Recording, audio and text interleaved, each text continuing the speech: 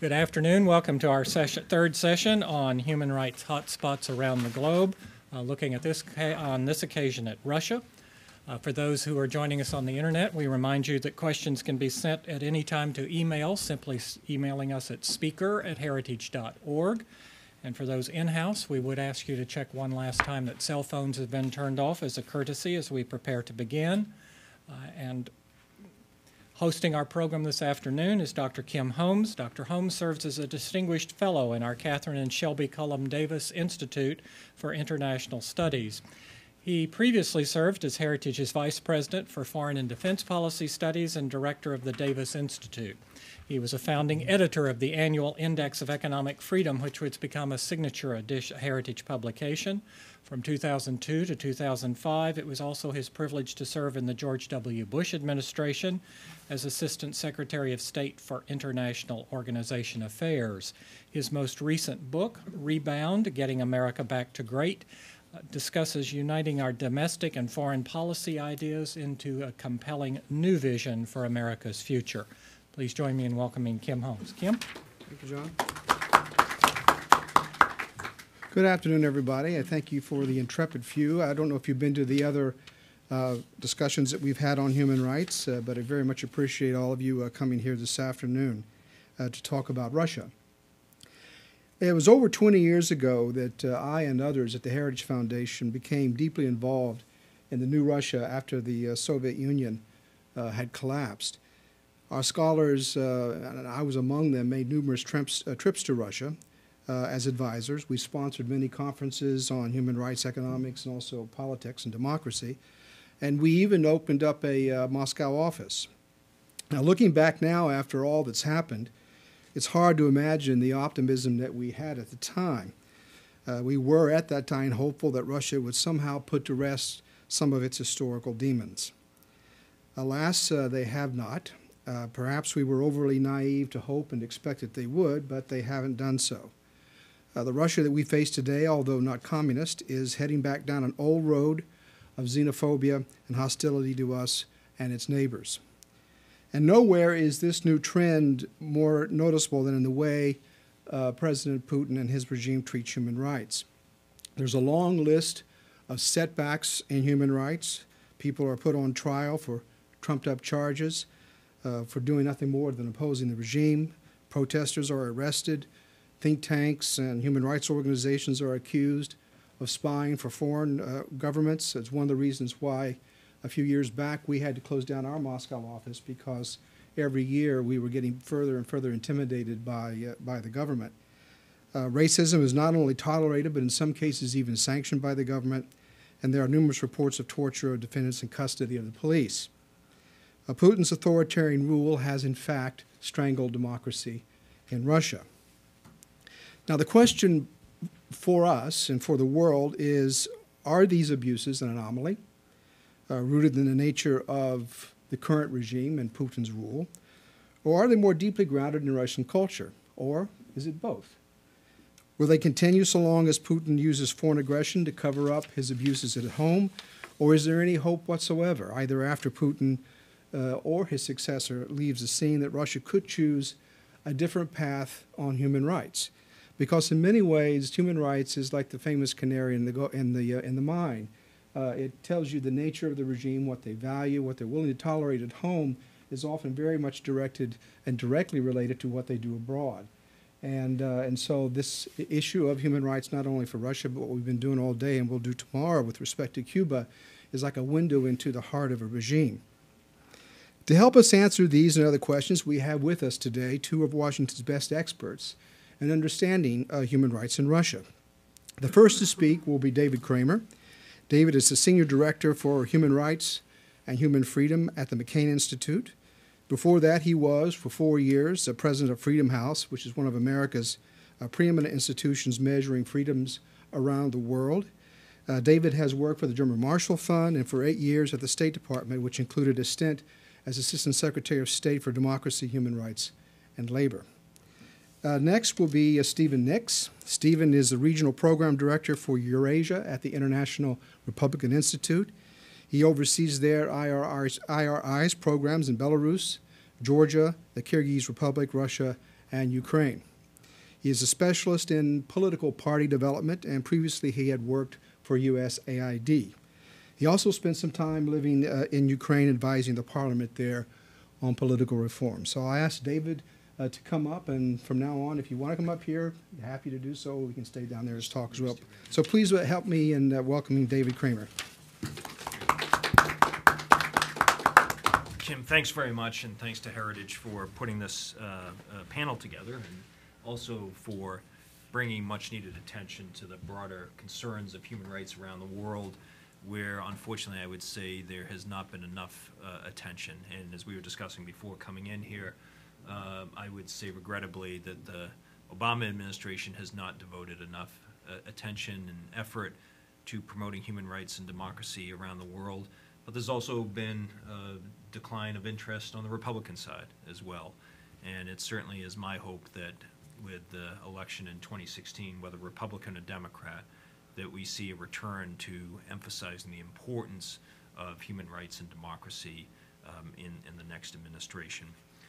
You were talking about Heritage's experience in Moscow. In the 1990s, I worked at the Carnegie Endowment for International Peace here in Washington, and with Steve Sestanovich, and we were involved in setting up the Carnegie Moscow Center, which is still operating in Moscow, though under very difficult circumstances. And when we set up the operation in Moscow in the 1990s, we did so in the belief that promoting greater dialogue and interaction and exchange between Russians and Americans would benefit both countries, understanding each other better and having those opportunities for meeting each other would be good. Sadly, as you pointed out, the situation in Russia has taken a dramatic turn for the worse. And as I say, while Carnegie Moscow Center is still operating, it's doing so under conditions that are far more adverse than when I was working on this for Carnegie in the 1990s. When we look at the human rights situation now in Russia, I think looking at what has happened in Ukraine is a good way of understanding the problems. Because Putin's reaction to events in Ukraine do reflect a huge concern on his part that people power could be a threat not only to the regime that he supported with Viktor Yanukovych, but could wind up being a threat to his own hold on power in Russia. If we think back to events of 2003, 2004, with the Orange and Rose revolutions in Georgia and Ukraine, Putin got very spooked by these efforts to bring into power more democratic, Western-oriented leaderships. Putin thought Russia was going to be next. And so he tried all he could to defeat, set back these revolutionary movements in some of his neighboring states. And he has harbored these suspicions, paranoia about movements in his neighboring states ever since. When the Arab world went through its movements in 2011, that renewed Putin's concern that the West, the United States in particular, was trying to stir things up and promote regime change in countries that had governments and leaderships in place for decades. And I would argue it's one of the reasons Putin has supported Assad in Syria, to try to stem the momentum that had built up in 2011, starting in Tunisia, moving on to Egypt and Libya, Yemen, and even one had hoped in Syria. But with Ukraine coming on the heels, not immediately, but coming on the heels several years later of the Arab movements, Putin saw a huge threat. After all, Putin was the one who pressured Yanukovych not to sign the agreements with the European Union in 2013, and the response to that among hundreds of thousands, if not millions of Ukrainians, protesting in the streets peacefully against Yanukovych's reversal, spooked Putin once again. And Putin felt a need to pressure Yanukovych to do all he could to tamp down and do away with these protesters. I would say it is more than a coincidence that in February a year ago, on a Monday, Putin announced the renewal of a $15 billion loan from Russia to Ukraine, and the next day, Ukrainian authorities used bloody force against protesters. I think the evidence is fairly clear that Putin pressured Yanukovych into using that force, and maybe he didn't have to pressure very much. But for Putin, a democratic, pro-Western revolutionary movement was a huge scare, because as part of that movement, Ukrainians were demanding respect for human rights, a more democratic, accountable government, free and fair elections, an end to corruption, which has been the bane of Ukraine's existence since independence in 1991-92. And for Putin to see Ukraine move in a more Western-oriented democratic direction was a huge threat to his own hold on power.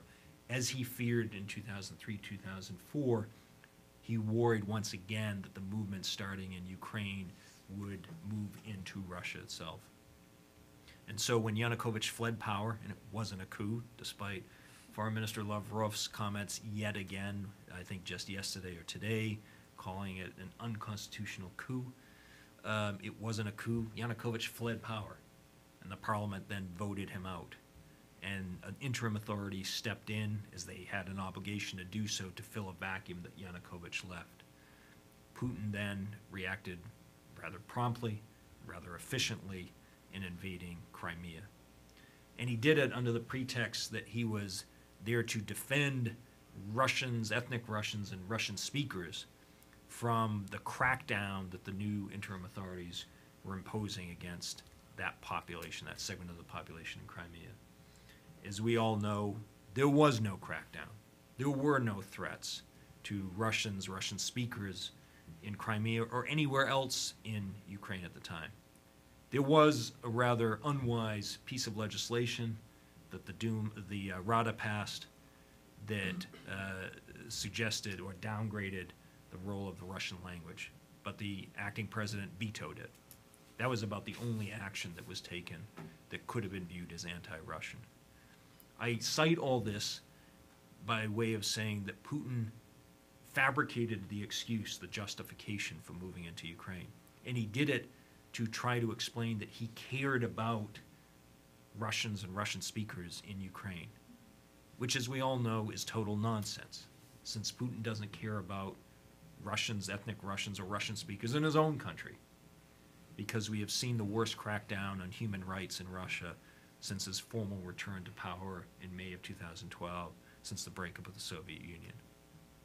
And my old organization, Freedom House, has documented this decline every single year, where we have seen a deteriorating situation with individuals targeted, civil society activists, journalists, opposition figures, LGBT community, all of these communities where Putin has drummed up this false sense of threat, that if left unchallenged, that these people could move into a threatening form and undermine his power.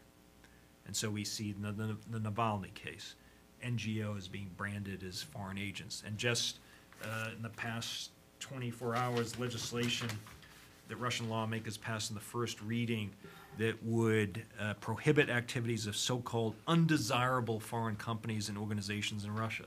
Whatever that means. It means whatever Russian authorities want it to mean, to provide the patina of legitimacy through absurd legislation so that they can go after organizations, entities, and individuals they don't like. This is actually worse than the foreign agent law in some respects. That is applied to Russian NGOs who receive foreign funding for political activities that the Kremlin doesn't like. This applies to foreign organizations, which means that many organizations, a number of which have already been driven out of the country, and Steve can talk about this from his own experience with IRI, but more organizations that are still left there under very difficult circumstances will be driven out as well.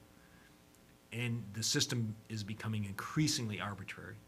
It's increasingly built on fear. And talking to many Russians, the return of the sense of fear is in itself a very frightening prospect, a very frightening development, where people are more cautious about what they say by email or over the phone because they're quite confident that their conversations and their exchanges are being monitored. It is an ugly situation. It's not totalitarian, but it's authoritarian, increasingly so. And it's a situation where Russia has the second highest number of people seeking asylum from the country, second only to Syria. A lot of them are Chechens and others from the North Caucasus, but still the fact that Russia is up there as number 2 says a lot about the current environment in Russia. We've seen other kinds of legislation, the big controversy around the Sochi Olympics about homosexual propaganda to minors. We've seen the NGO legislation that I referred to about foreign agents. There's a long, long and sad list about the crackdown on human rights in Russia that we have seen. And the problem is not just for Russians living inside Russia. Russia becomes a sad and bad example for other countries, not just in the region but elsewhere. The NGO legislation, which really started in 2005 and 2006 in Russia, has become a bad model for other countries, including in Ethiopia, almost in Kenya, although that legislation has been put on hold, in Jordan and other places around the world. The spillover effects, the Russian model, is a problem not just in the region, but around the world. This crackdown model, where authoritarian regimes exchange, in our view, worst, in their minds, best practices to try to maintain control over the situation through any means possible, again, using the patina of legitimacy through legislative action, when we all know these legislatures are largely rubber stamps of what the authorities want. So this is a problem, again, not just for Russians, not just for neighbors, but well beyond Russia's borders elsewhere around the world. It is a threat to its own people. It's a threat to its neighbors. It's a threat to us. Russia, the Kremlin regime, views the advance and promotion of democracy, not just inside Russia, but along its borders and elsewhere around the world, as a threat. I would actually argue this differentiates the Russian leadership from the Chinese leadership. I would argue the Chinese leadership tends to be more regime neutral. It can work with democracies. It would rather work with authoritarian systems, but it can work with democracies. Russia tries to prevent the growth of democracy and tries to develop and spread authoritarian systems. It is much more comfortable dealing with those kinds of governments than it is with democracies. And so Russia takes a more active role in trying to block and prevent the spread of democracy along its borders. And so when Ukrainians insisted on moving more toward Europe and demanding a more democratic, accountable government to Putin, that was a threat. And he wanted to do everything he can to block it. He wanted to block Moldova and Georgia from signing agreements with the European Union, again, because he feared that they would be a threat if they became successful models. Ukraine, however, obviously, given its size, its proximity to Russia, the history is a much bigger issue for Putin. People would say Putin's popular. So if he's committing all these abuses, if he's engaged in this crackdown, why is he so popular? We have to understand, of course, that the Kremlin controls the main means by which Russians get their news and information, TV. And this was one of the brilliant things Putin did when he first came to power in 2000, taking over the two main nationwide TV channels from Gusinsky and Berezovsky. Russians get most of their news and information via TV. There's increasing access and use of the internet, but it's more for social means rather than for news gathering means. And controlling the propaganda channels is bound to increase the support for Putin. Whether it's 85% or 86% based on the latest Levada polls or not, I would argue it's certainly high, but it's shallow. And it's going to be tested with the current economic crisis that Russia's experiencing. Part of the deal that Putin has had is that people would stay out of politics as long as he delivered a better standard of living. And he's managed to do that, thanks in large part to the price of oil going up during his reign. That now is not happening, as we know, and oil continues to fall. The ruble has been halved in value, or even more, and Russia is facing the gravest economic crisis since Putin's been president. So the popularity argument is one I don't buy. We'll see what happens when Putin's reign is severely tested as it's being done now. And it's not to suggest that an alternative to Putin could be better. It could be worse. We don't know. But I think we do know what we get with Vladimir Putin sitting in the Russian presidency. We also have to remember that Putin came to power first as prime minister in 1999 and then as president through his willingness to use brutal force in Chechnya, with tens of thousands of Chechens suffering, either killed or injured, as a result of indiscriminate use of force by Russia after there were 4 suspicious bombings of apartment buildings and barracks that killed 300 people. As some of you probably know, there are suspicions about who was behind those bombings. And there was a bomb that didn't go off in Ryazan, and the FSB said it was a training exercise. Though that response to those bombings was what brought Putin to power. Putin was willing to use whatever force necessary to come to power, and he has been willing to use whatever force and means necessary to stay in power. And staying in power is his #1 objective. Why? Because he and his circle have gained through massive corruption in Russia, and they cannot afford to give up the ill-gotten gains that they have acquired over the years. They fear that if they were to do so, if they were to transition to different power, that they could wind up in the place that Mikhail Khodorkovsky used to sit in jail. And they don't want to risk that. And that's why they're willing to use whatever means necessary. That's why they're willing to engage in the kinds of human rights abuses that have become all too common in Russia these days. So what do we do about this? And I'll end with this. We need to push back on this. And thanks to the Congress, Republicans and Democrats in 2012, through overwhelming majorities, the Sergei Magnitsky Rule of Law and Accountability Act was passed in 2012 over Obama administration objections. This legislation imposes a visa ban and asset freeze on Russian officials involved in gross human rights abuses. And while there are not that many names on the list, though it was updated with 4 additional names in December, it does nevertheless send a signal that there are consequences to engaging in these kinds of gross human rights abuses, as befell Sergei Magnitsky, who died in prison November 16, 2009. And taking this kind of step, I think, was exactly the right one to do. I regret that no European member state has passed similar legislation. Canada, which has taken a very strong position on the Russia-Ukraine conflict, has also not passed it. The United States is the only country that has. And we need to see more U.S.-European partnership on pushing back on these gross human rights abuses that we see in Russia, as well as elsewhere in the world for that matter. And I hope that we will see greater consideration for Magnitsky-like legislation in Europe. We also have seen Russia kicked out of the G8 as a result of its invasion of Ukraine. I would argue Russia didn't belong in the G8 for a number of years based on its treatment of its own people. The G8, after all, was supposed to have been a collection of industrialized democracies, and Russia has not been a democracy for many, many years.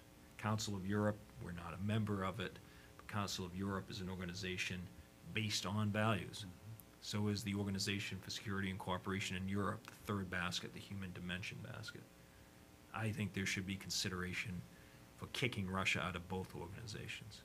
After all, what Russia's trying to do in both organizations is to undermine and weaken them, and we shouldn't let that happen. Lastly, in closing, just Kim, picking up on your point, the nature of regimes does matter. It matters enormously. The way a regime treats its own people is often indicative of how it's going to behave in foreign policy. And that's why we shouldn't be shocked and surprised with Russia's support, arming, aiding, and abetting Assad's slaughter of the Syrian people. That's why we shouldn't be shocked by Russia's invasion of Ukraine. Russia doesn't respect human rights principles. It doesn't respect sovereignty and territorial integrity of its neighbors. Go ask Moldova or Georgia or even Estonia, the target of a cyber attack in 2007. And so we shouldn't be shocked when a country, leadership, a regime such as Putin's treats its own people in such a shabby manner that it treats its neighbors in other countries in a similar fashion. That's why this matters to us. It should matter because seeing the treatment of Russian people the way Putin has should be objectionable to us. It should be unacceptable. And when we say something is unacceptable, we should give meaning to the word unacceptable. If we don't accept it, what are we going to do about it? Rather than sit back and go back to business as usual. And that, I think, remains a challenge for us with Russia's continued assault and aggression against Ukraine, Russia's continued assault against the human rights of its own people, and Russia's growing threat to international order and security. Thank you. Thank you.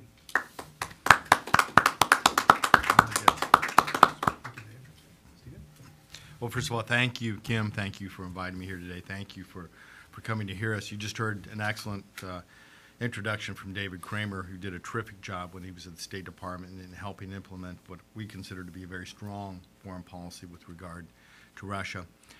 Given the fact that this is the last panel of what might have been a long day for many of you, and I'm the last speaker, I'm going to do away with my formal remarks and just provide some informal impressions and then make some recommendations and then take any questions that you have. As Kim said, I'm Stephen Nix. I'm Director of Eurasia at the International Republican Institute. For those of you who are not familiar with our organization, we're a democracy promotion NGO. We were created by President Ronald Reagan, and we've been chaired for the last 15 years by Senator John McCain. We operate in most, but not all, of the former republics. And as David alluded to in his presentation, there are many American and European organizations that have been operating in Moscow and parts of Russia that no longer do that. IRI is one such organization. After having offices in Moscow and at one time St. Petersburg, we closed our office in Moscow 2 years ago. And the basis for this really was what David alluded to was the continued crackdown on foreign NGOs. David was at the forefront of the Magnitsky legislation that he mentioned. A lot of people supported that act. We think it was very important in terms of letting the Russian government know that there were consequences for their actions in the area of human rights. In response to Magnitsky, the Russian Duma adopted the Yakovlev Act. And the Yakovlev Act was considered by many to be about adoptions, about orphans, and at least that was what the media coverage of the act was, focused on orphans. But there's a provision in that act which states very clearly, I won't go to the Russian, but the rough English equivalent is, American organizations working in the sphere of political activity in the Russian Federation shall have their registration voided by the Ministry of Justice of the Russian Federation, which is the registering entity for all foreign organizations operating in the Federation. So I had to say to my chairman, Senator McCain, we're done in Russia. We have to move. Without registration, you don't have bank accounts. Without bank accounts, you can't run a program in a foreign country. So we left, as many others did who were operating in the field of democracy in Russia, and we're scattered all over Eastern Europe. So many organizations like IRI have gone offshore. And we operate from multiple locations. I can't get into details because we are basically bringing Russian activists to Eastern Europe for training and sending them back. And the Kremlin is paranoid about this training. And in order to protect the identity of people who receive it, we can't really go into the details except the fact that there are people in Russia who are dedicated to change, that want to see greater democracy, that want to see greater human rights. They're willing to take the risk to come to Europe and then return to their homeland and fight for democracy. And that in itself is a worthwhile goal to help people like that. Let me go into sort of the historical perspective, and David touched on this, but let me go into a little deeper review, and that is with Putin's accession to the presidency of Russia really set in place a systemic crackdown in all sectors of human rights and democracy. He started with media, as David pointed out. Then he cracked on NGOs, civil society organizations. Then he went after political parties. And again, systematically mowed down all sense of opposition, political opposition, civic opposition. His number one goal was to retain power in the Kremlin. And so you saw political parties marginalized, you saw independent TV, radio, totally marginalized. And Putin continues the crackdown to this day. And the case in point is Navalny. Navalny again, was convicted again, as you read in the news. I would say that he represents a real threat to the Kremlin, or at least they treat him that way, because the harsh treatment that he received at the hands of the authorities is indicative, I think, of great fear. Again, as David pointed out, this regime installed in Moscow is dreadfully afraid that democracy will break out in neighboring countries and affect the situation within Russia. There is what we call a social contract in these years since Putin has taken power.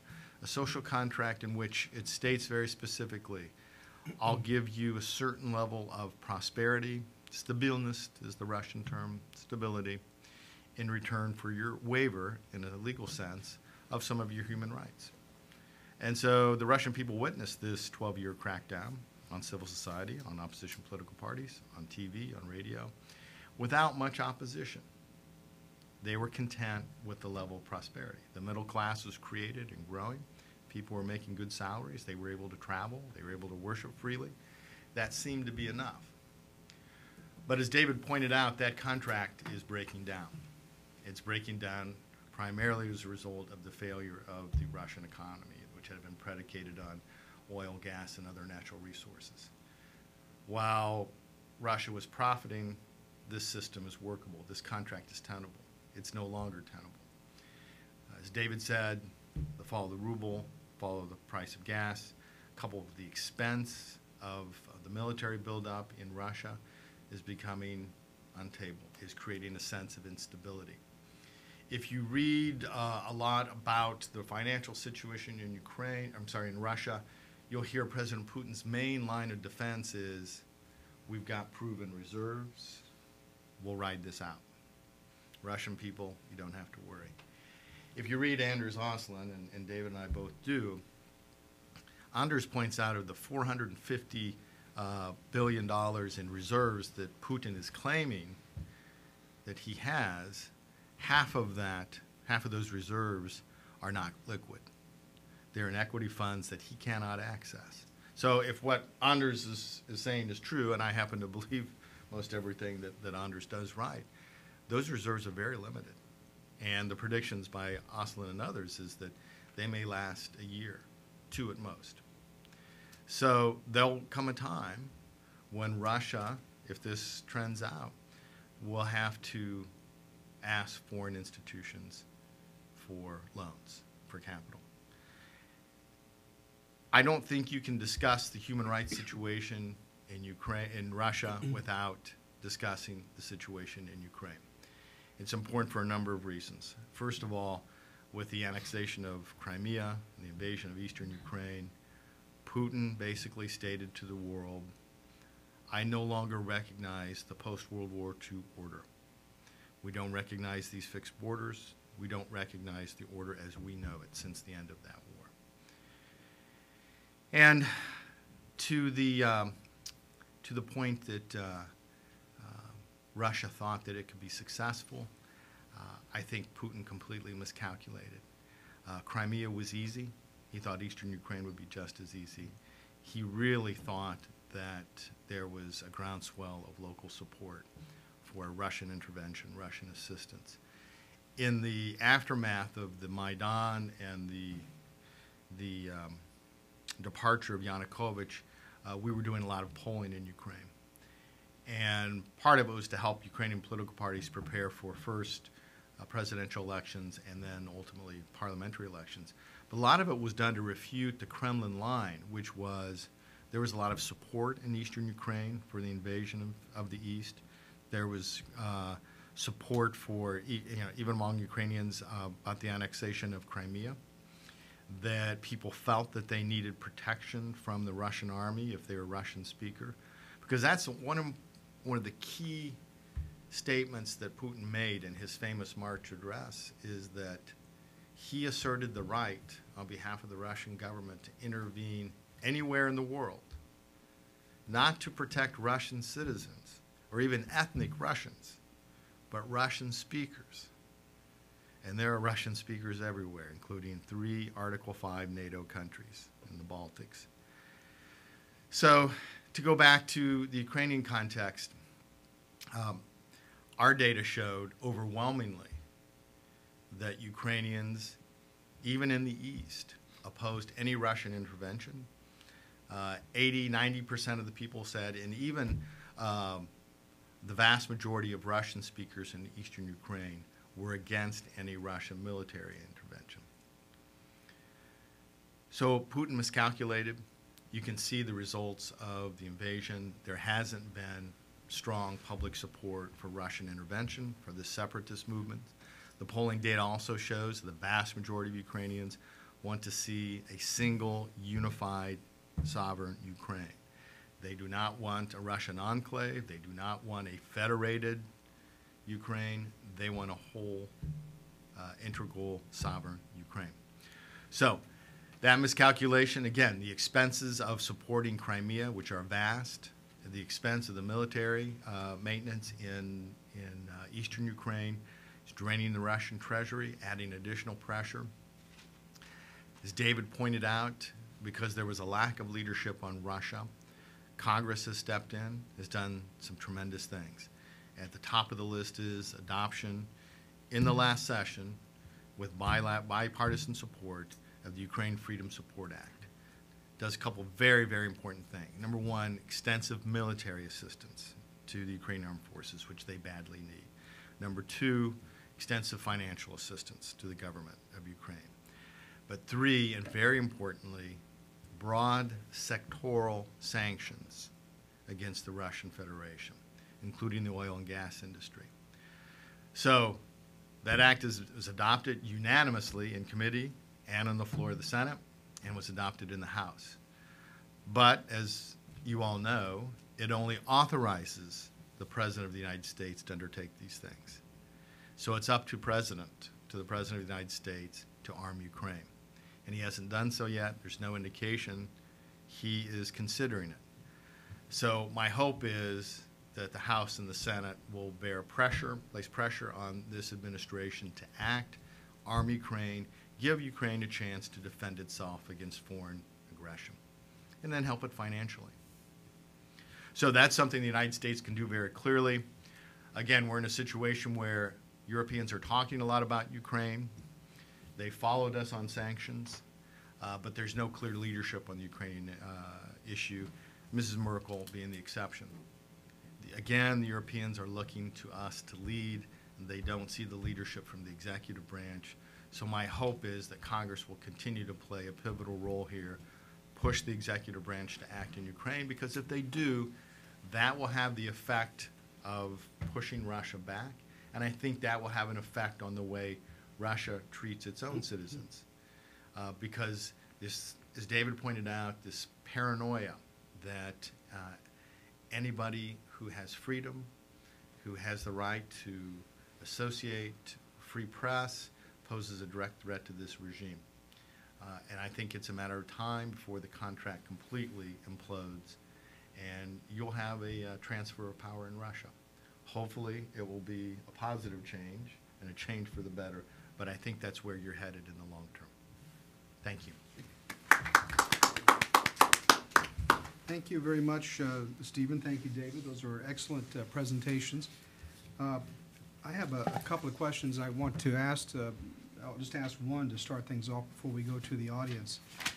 And if anybody spends any time watching Russia Today, or either TV or reading their online news, and also just watching how the Russia information war, if you want to call it that, works, a couple of very interesting things come from the message. On the one hand, it's sort of the standard equivalence arguments that it goes all the way back to the Soviet Union.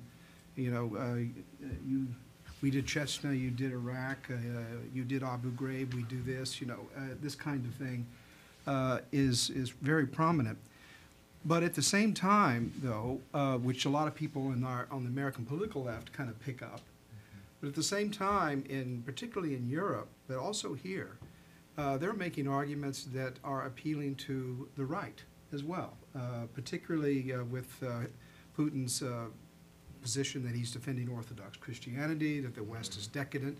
That old argument from Russian imperial times is still there. And I don't know if it resonates in Russia. I'd like to hear from your view on that, whether or not it does resonate. But it does appeal to the far right in Europe. And actually, there are some American social conservatives who it appeals to as well because of the issues involved, particularly when it comes to gay rights and things like this.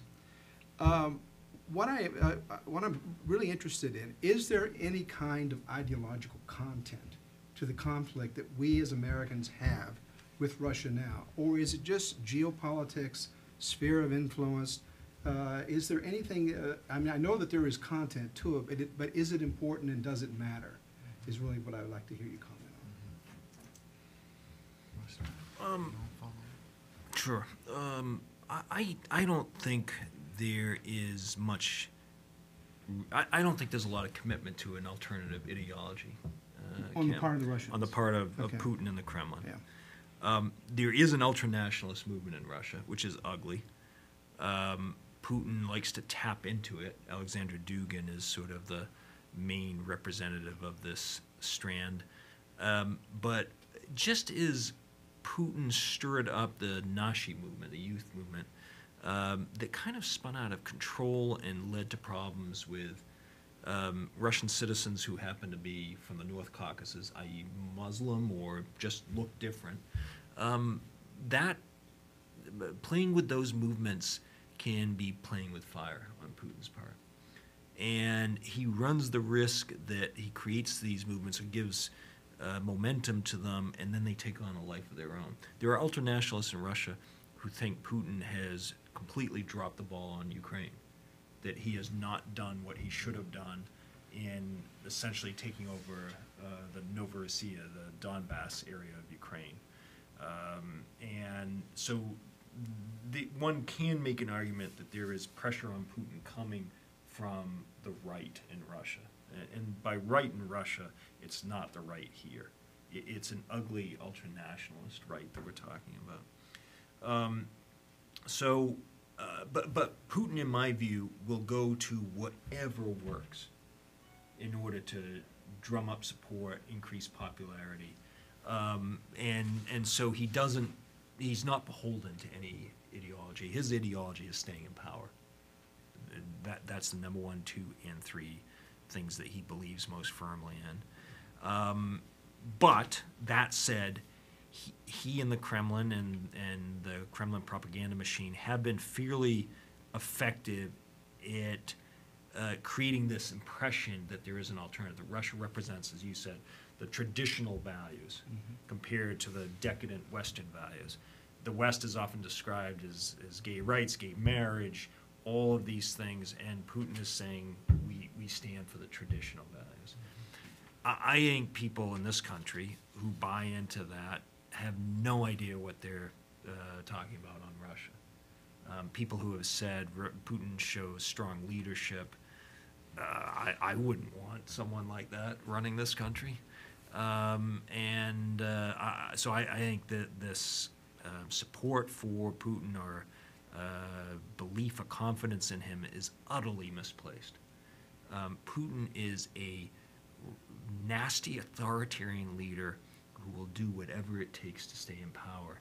That's his ideology. RT, just very quickly, I don't watch RT. I know people who do. I don't know why. It is RT and Sputnik and these other Kremlin propaganda initiatives are making headway in Europe.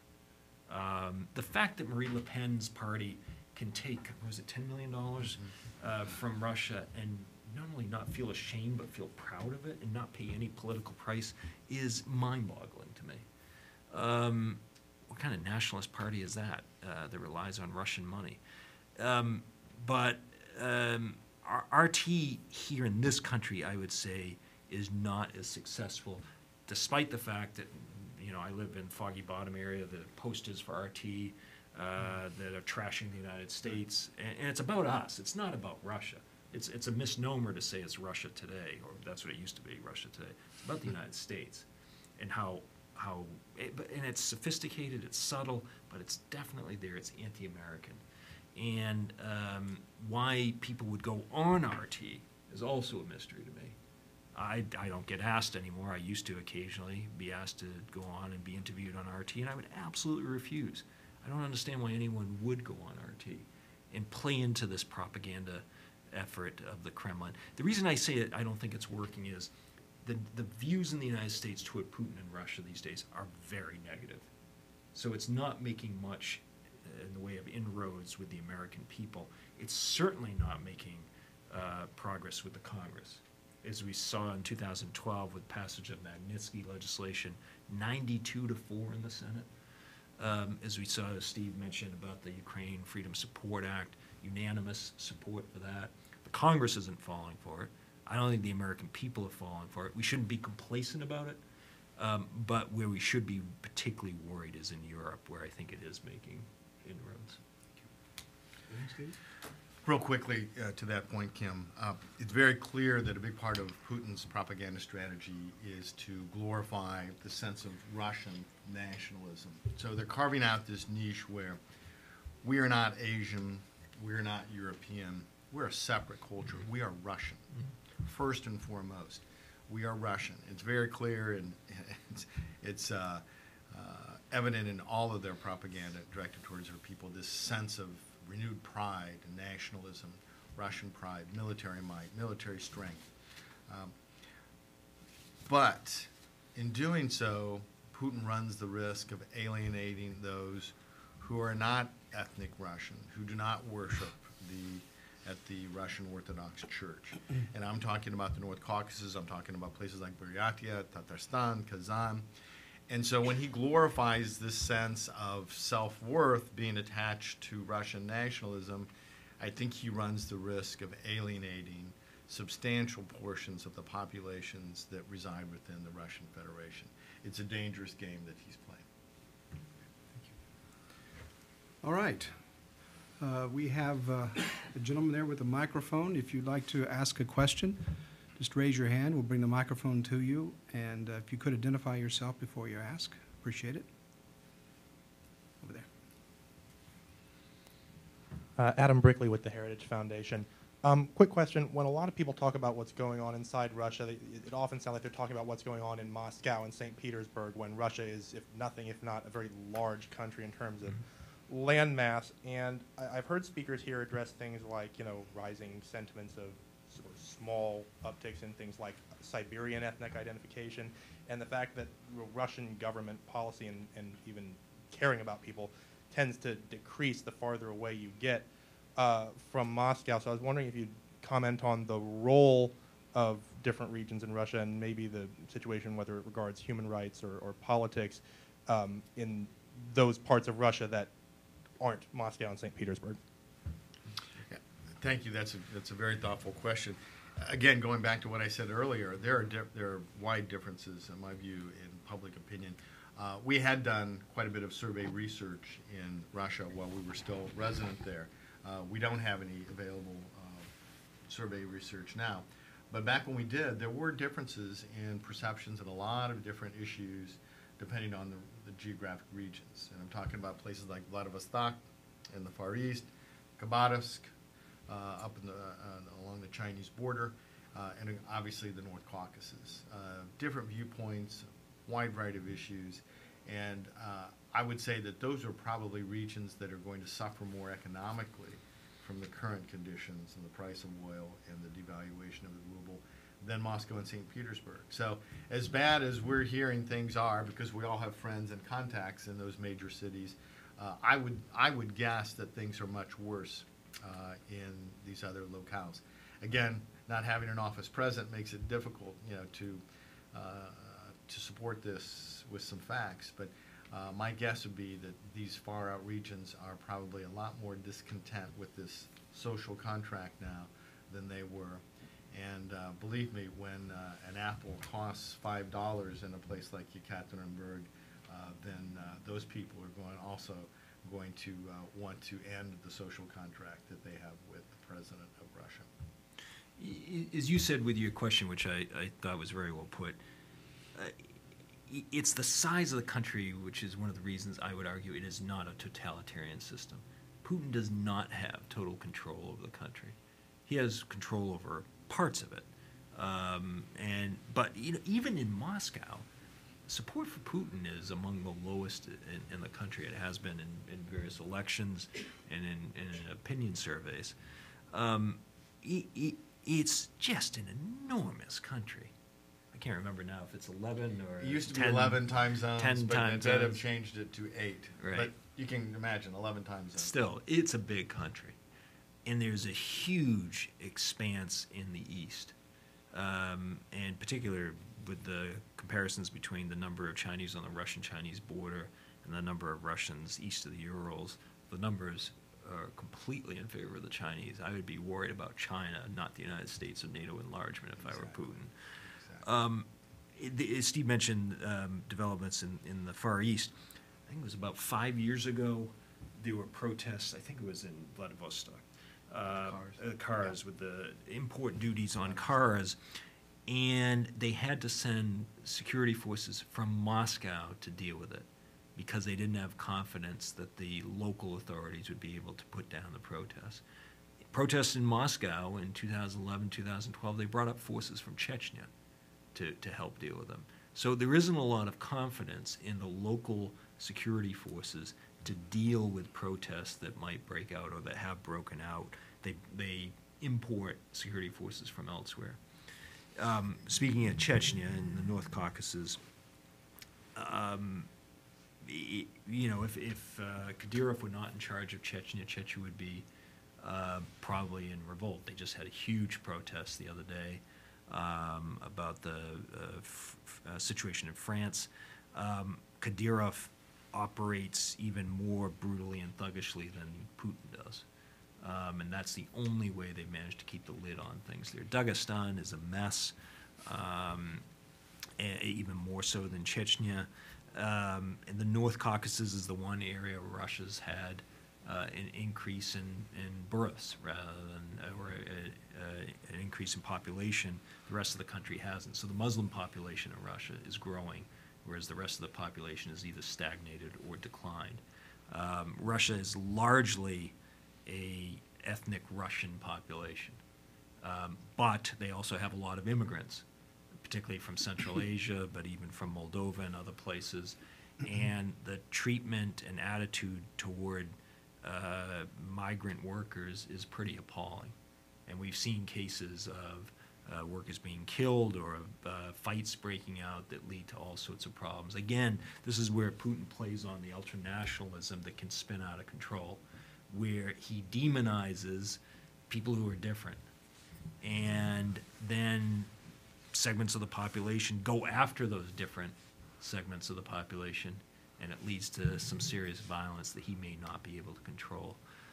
So I think the regional issues, the demographic issues, pose enormous challenges for the Kremlin, and that they don't have a handle for how to deal with it.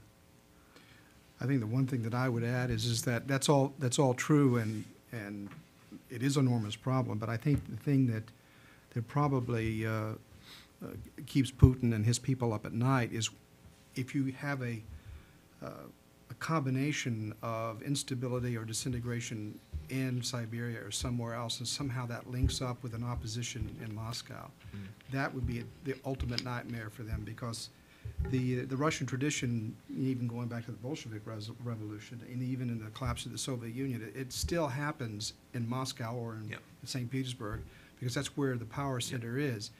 And if he's looking at what happened in Ukraine and the Orange Revolutions, they also were urban or capital-centered kinds of revolutions. So they could probably tolerate a lot of even disintegration or instability in the hinterlands, if you will. But if it links up with, or if there is a separate movement in the cities, that's what I think really terrifies. And that could actually happen without anything happening in the regions at all. The regions tend to follow if there is a revolutionary movement in the cities. All right, next. Yes, sir. Hi, Vadim Allen, Voice of America, Russian service. I have a question for Mr. Nix, please. Yes. I'd like to bring up the age-old debate about mysterious Russian mentality, meaning that there are many people and even scholars who say that the history of Russia is such that Russian people are prone to being unruly, they can't organize themselves, they have to be collective, they need a strong leader, and that's the thing. That's the only conditions. That's only condition when Russia can exist and function. What's your opinion on that, please? I happen to be of the opinion that democracy can flourish in a place like Russia, and you know, with quite a bit of economic problems that accompanied it, at one time did. As you know, right after independence, there were democratically held elections. There was a movement to decentralize local government, devolve power to governors away from the centralization that had taken root in the Soviet Union. So there were signs of life and signs of hope. But again, because of economic conditions, people associate those times as bad times. Not everything was bad. Certainly the economy and other things did not go well. But again, I think it's a false association. I think democracy was taking root, but that ended, and that was unfortunate. So I have ultimate confidence in the the Russian people embracing democracy at some point in time, but it will take time. It's a long-term effort.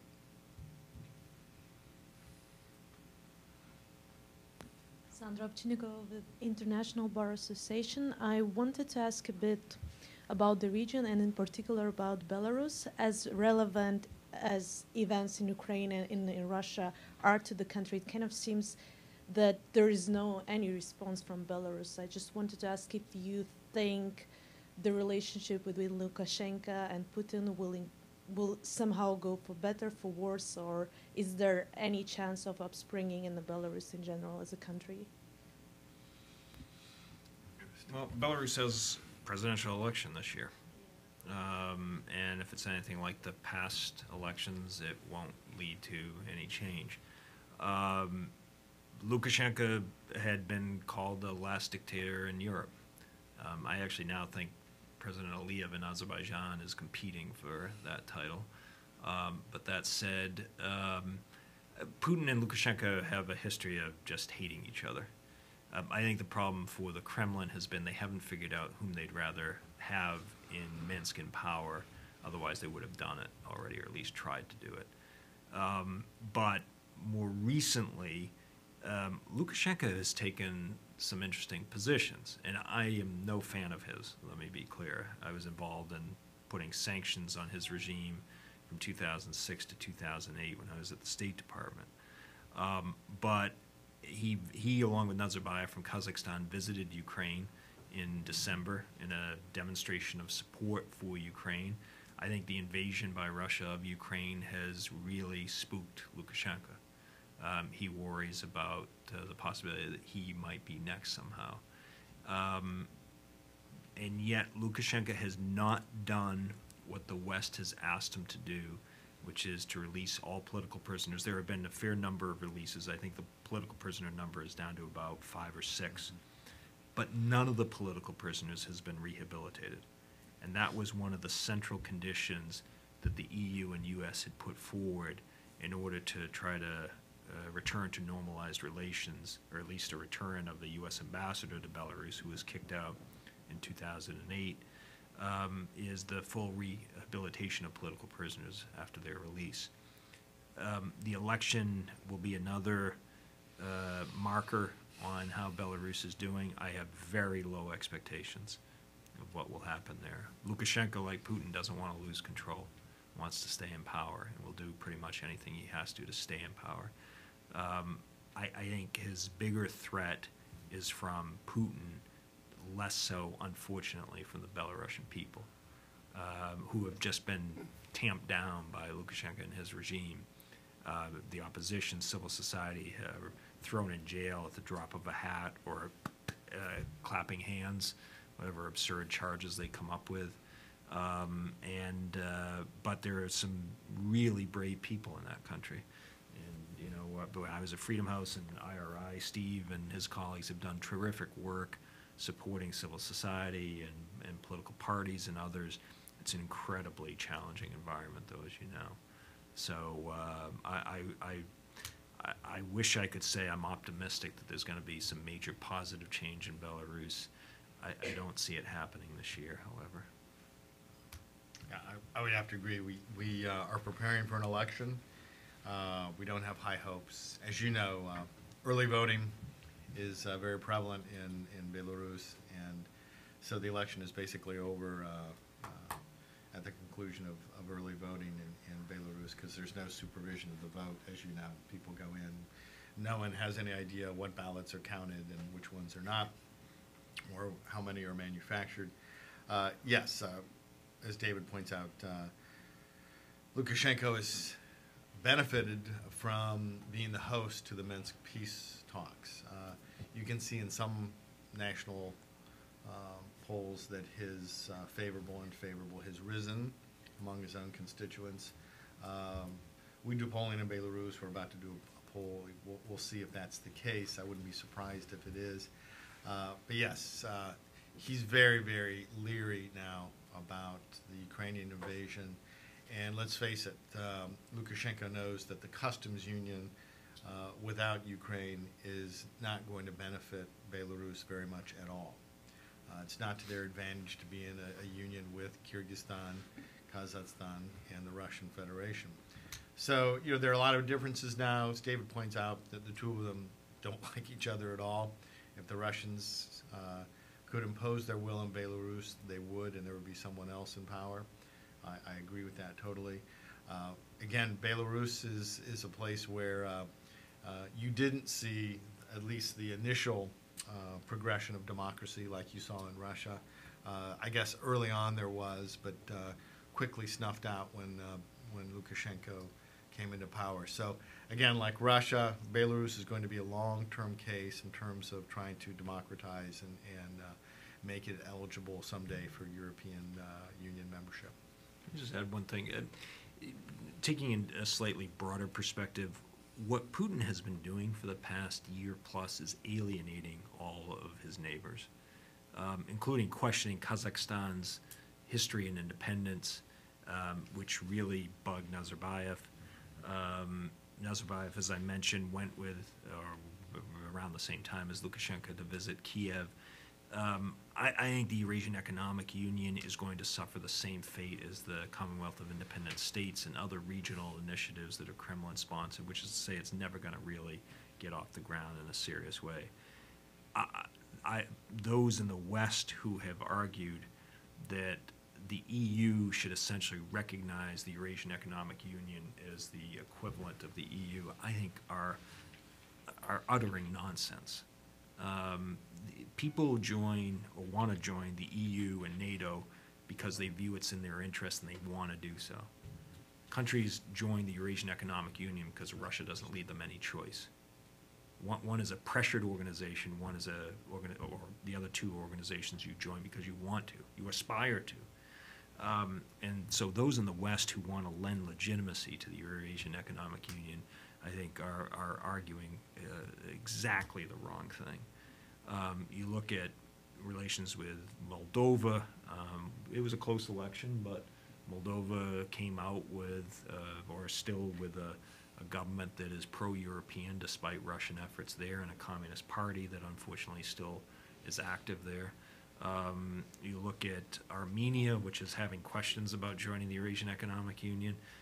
Central Asian states, Karimov in Uzbekistan has never had interest in these regional initiatives. Turkmenistan, Berdi Muhamedov is not interested. Kyrgyzstan is torn. Kyrgyzstan is facing tremendous pressure from the Russians. But everywhere that Putin looks in the neighborhood, the neighbors are worried. They're nervous. They're worried they're either going to be next, or they're worried they're going to be pressured into doing something they don't want to do. And we have to figure out a better way to try to tap into and take advantage of this, where these countries feel kind of abandoned. They're in a gray zone. And it is a reminder, I think, of what a right decision it was to have the Baltic states join not only the EU but NATO, so that they are not in this gray zone. They know where they stand. They know where they want to be. And after what we've seen, with Ukraine and Russia, they're damn glad they have Article 5 guarantees. I'm not saying we should expand NATO to all the former Soviet Union, but having these countries in a kind of neither here nor there situation is not good for anybody.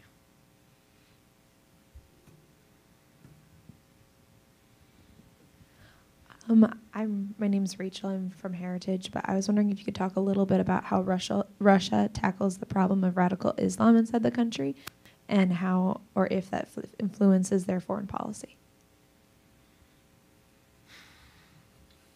Well, I would say this. Again, if I were the foreign minister of the Russian Federation, my two main security issues would be China, for reasons previously stated, and the North Caucasus and the Islamic areas. Those are my security considerations and fears, not the United States, not NATO and the European Union. What has he done to address this issue? Basically, he's bought a lot of people. David mentioned the situation in Chechnya. Russia has spent hundreds of millions of dollars to build mosques, hospitals, schools, railroads, facilities, infrastructure, to try to buy good favor. And by virtue of the person that they've installed in power there, they've been successful. Other places, as David mentioned, Dagestan, other places in the North Caucasus, it's the iron fist, it's military action, it's top-level security. It's a totally different approach. So it depends on the situation, a set of facts in the various regions. But right now, it's seemingly under control. But as I pointed out, again, I think the combination of the economic pressure, the breakdown in the social contract with Putin, and finally this sense that by some people, whether you're living in Buryatia or some other place in where you're not an ethnic Russian, that you feel disfranchised. You don't feel a part of this ethnic nationalist empire that Putin is talking about. It results in problems. So that's the way that Putin has tried to deal with this issue, and I think it's only going to get worse. I would just add, we have to remember that Russia invaded Chechnya in 1994, and the means it used to try to gain control of the situation there engendered a very negative, radical reaction. Russia has radicalized, to a large extent, some of the populations in that region. And when it resumed war in Chechnya in 1999, same thing. And so it's why you've seen some extremists, this is not to justify the extremist cause in the least, but why you see some extremists calling for Russia to be a target because of the way it's treated its population in the North Caucasus. And so I would argue actually Russia's tactics, both in 94, 96, and 99, to whenever you want to draw the line on the end of the Second Chechen War, have produced the very kinds of threats that Steve was rightly talking about. All right, we have time for one more question. Go ahead. Hi, my name is Grace Kong, and I'm a researcher and writer on North Korean human rights. And my question has to do with Russia's relationship with North Korea.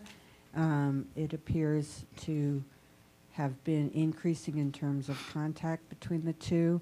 And I would just like to hear your opinion on what Putin's goals are with North Korea and how it fits into the larger geopolitical aims of Russia.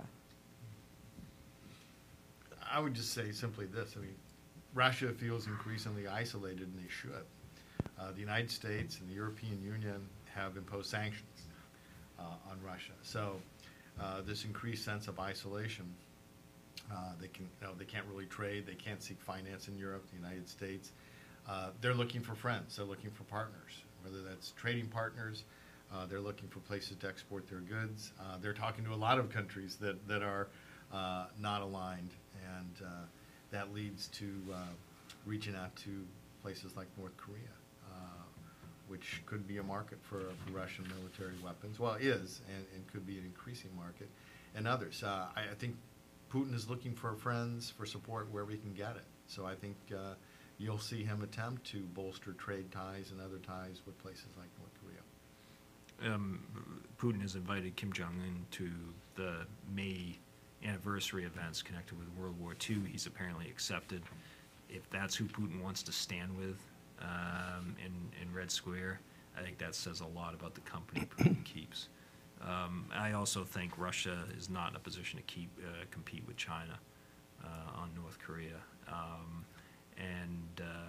But the fact that Putin and Russia are not bothered by the North Korean government's treatment of its population and the unbelievably bad human rights situation there also, I think, says a lot about Putin. Well, let me close it by asking one more question, and you can answer that or make any final statement that you'd like. But to close it out here, one thing that is, I've noticed that if you spend any time going around Washington to think tank conferences on Russia, Council on Foreign Relations, any of the think tanks, the one thing that comes up that surprises me over and over again is this argument that it was the United States that pushed Putin into the corner that he's in now. And the thing is that I'm sure if I ask the two of you to say, well, what do you think of that? I don't think you'll like it very much, and in some ways it's almost not even, we shouldn't even be taking it seriously. However, I was at a meeting with Reagan, Bush administration officials, very prominent people, 40 or 50 people were in the room. Obama administration officials were in the room. And the case was made precisely that we had pushed Russia and Putin into the corner. And when I asked the question of the speaker, whom I will not mention, maybe I'll tell you afterwards, but when I asked the question of the speaker, I said, okay, it was us who pushed Putin into the corner. For the last 6 years, we've been doing the exact opposite.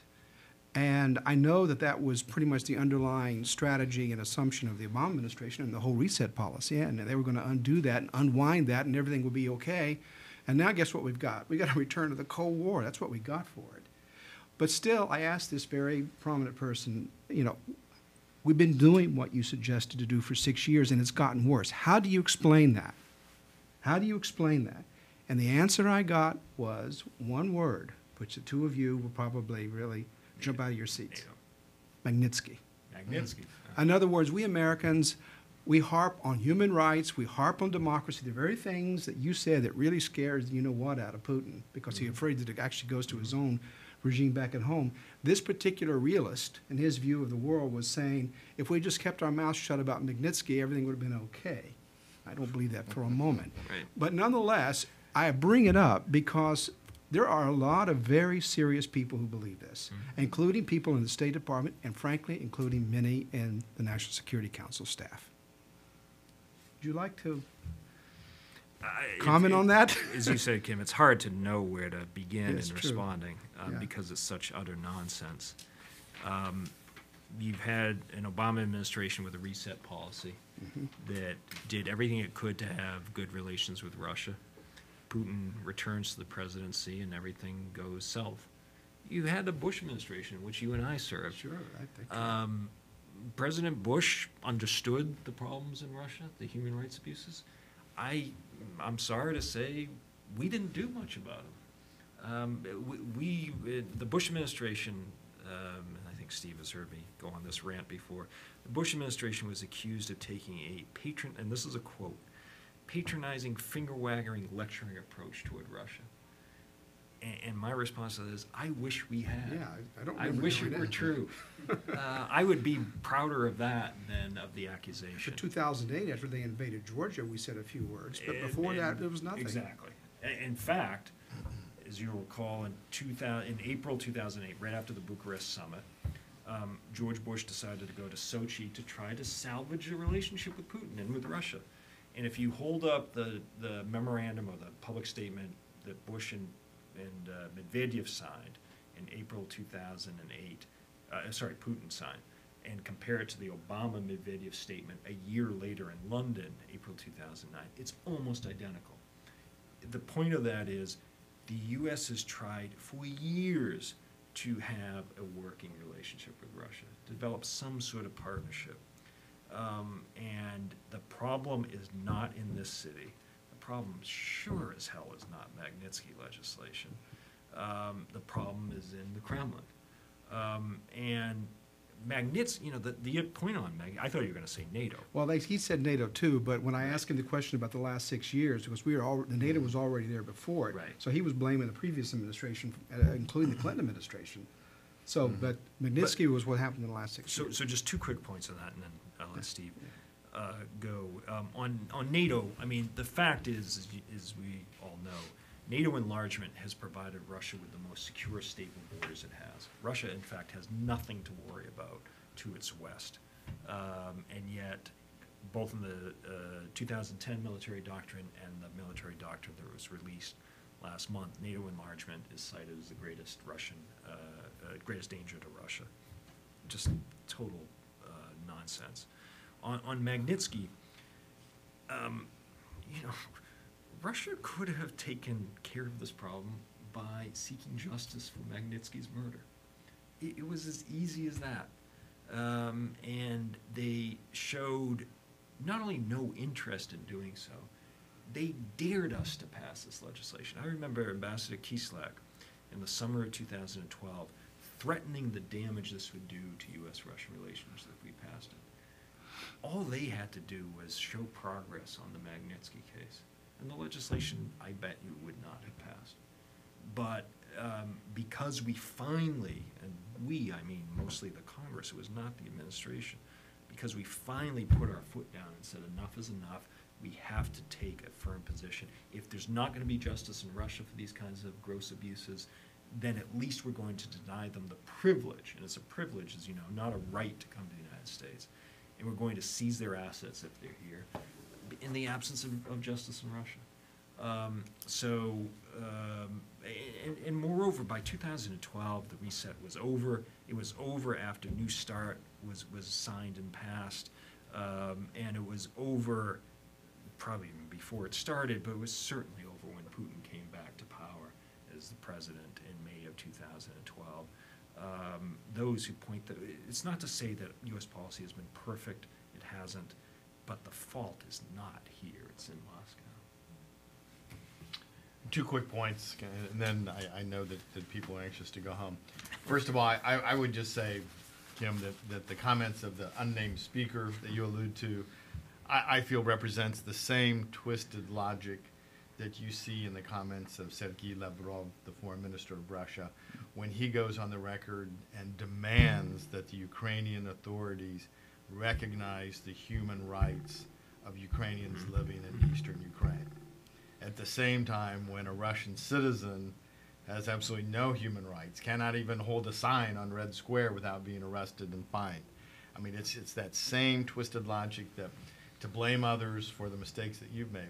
The second point is the larger one, and it's the final one, and that is that this represents, this being the imposition of sanctions by the West on Russia, it really represents the end of an era. It represents the end of a 25-year effort to build a relationship with Russia and to bring Russia into European institutions and to be a part of Europe.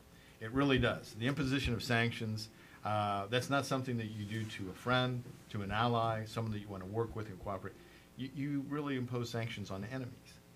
So I think with that act, we see truly the end of an era in diplomatic relations. And I don't see, although some European leaders would like to see a quick end to this and a quick return to normal ways. I really don't see this. I see this as a very significant change in the relationship in the long term. And I would say that that is Russia's fault and not the United States. I think it was, I don't know, David, it was you who made the, maybe it was Stephen, I remember, who made the point that the broader implication of what's happened with Russia is that Putin is challenging essentially not just the post-Cold War settlement, and not just because of the Budapest Memorandum and everything they supposedly agreed to, but also even the settlement after World War II, where Russia had not used force to change borders inside the Eurasian space, and it's being done in a way that is, at least in tone, and in the fact that using military force to change the borders of Ukraine is geopolitically and politically extremely significant. And the thing that I fear is not just aimed at us, it's also aimed at the European Union. And supposedly the European Union stands for all these peaceful norms and standards, including not changing borders by using force. And that's a dagger, Russia is a dagger aimed at that very principle. And so the European Union, and I think in many ways that's why they have decided to go along with the sanctions, but it's aimed at them as well as at us. The thing that worries me is that, as I have recently seen with the Italians and in a certain case the Germans, although Angela Merkel goes hot and cold on Russia, is that the patience will wear out. And I think this is what originally Putin was banking on. I think he was surprised not only by the resistance inside Ukraine. I think he probably took his measure of President Obama after the reset policy and thought, well, we're not going to get much grief from the Americans. The Europeans are not known for giving us much grief anyway, particularly the Germans. And so how hard can it be? Well, it turned out to be harder than he thought, and it probably has a lot to do with the declining value of the ruble and energy prices and all of that. And so who knows how it's going to develop. But I do worry about the patience of the Europeans and perhaps even this administration for the next 2 years or the one that comes after it, depending on who it is. Because the history shows is that eventually the West gets tired of conflict. And everybody wants to return to normal. And of course, what does return to normal mean? That means, okay, we return to normal after, and from the Russian point of view, is Crimea is normal. I mean, that's it. It's never going back. And then whatever happens in Ukraine or Eastern Ukraine in the next couple of years probably gets added to that list. So how do you unwind this? Given as far as he has gone, is something that really perplexes me. And then ironically, that's what makes the likelihood for the Europeans in particular to get impatient, because it is so hard to fix. And they desperately want to go back to trading. They desperately want to go back to a normal situation. And Putin is basically saying, I don't want to do normal. Right. We want a new order. We want you to recognize our rights, and this is the new Russia you're dealing with. Just as the sanctions are starting to really have an That's impact. right. Yeah, the irony. Gentlemen, thank you very much. Those were excellent presentations and remarks, David and Stephen. Thank you very much. I thank all of you for coming here this afternoon. We're not done with human rights. Tomorrow we're having an extended session on human rights in Cuba. It'll be here at the Heritage Foundation starting at 9:30 a.m. in this very auditorium tomorrow morning. We're having some of the speakers are Ambassador Roger Noriega, Frank Calzon, the Executive Director of the Center for Free Cuba, will be here. Jorge Luis Garcia Perez, a human rights activist and former Cuban political prisoner, and a couple of more speakers. So if you want to learn more about Cuba, please come here tomorrow. I just want to, the last thing I want to say is that, as David said at the outset, is there's not enough said about human rights from the left or from the right, frankly, these days. It's one of those things where Americans are an idealistic people. They have to believe in something besides just a brute power for them to want to engage in the world and to do good in the world as they see it. And so if you're going to have a credible foreign policy, you have to have a policy that marries up power and principle. And that's why we think human rights matters. So that's the last thing I'll say on that. And thank all of you for coming. Thank you again for coming today. Thanks very much. Sure.